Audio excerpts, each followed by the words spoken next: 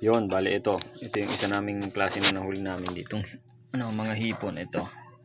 Bali hinati na namin to. Ito yung pinakamalaki. Ayan, ganito yung pinakamalaking hipon. Kulay pula. Ayan o. Freshwater shrimp to.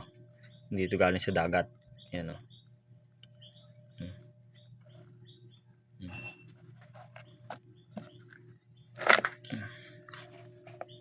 Tapos nakahuli rin kami ng mga, kung tawagin dito yung biya. Ito yung biya. Para siyang dalag. Ayan o. Nalaki daw to eh.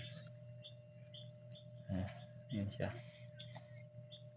Tapos yung isa naman yung balitad, kung tawagin, ito naman yun. Ayan. Nalaki din daw itong balitad na to. Ayan. Pampaksiw to yung isda.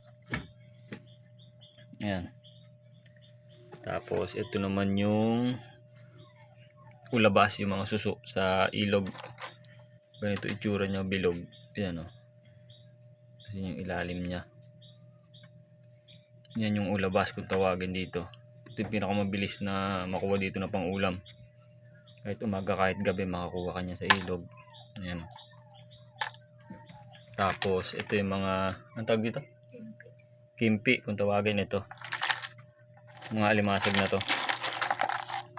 Ayan. Dito niya ibang klase siya, parang nakakatakot yung itsura niya.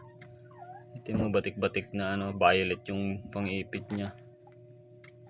Pero wala naman daw lason to. Ayan. May lining na yellow yung shell niya. Ayan. Marami din yan dito sa ilog dito. Masakit mangipit. Tsaka ito yung pinakahuli, yung mga ibang klaseng palos. Tingnan nyo oh. Kasi napakatulis ng uso nila. Ayan oh. Ito yung palos dito. Ang likot. Ayan o, makita nyo, ang tulis ng uso, ibang klase. Diba? Mga napahuli namin kanina. Ayan. Klase yung mukha niya o.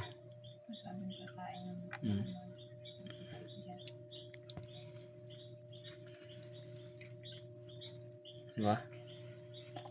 Meron pang kulay dilaw ito.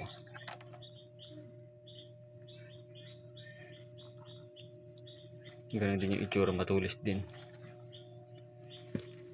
Tapos ito yung pinakalas. Ito yung suso na tulis naman. Ayan o. Sarap to gataan bukas. Gagataan namin to. Yan. Yan mahuli namin suso tulis.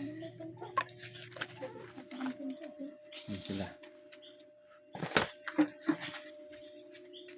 Sasama na namin itong mga ulabas para isang gataan na lang.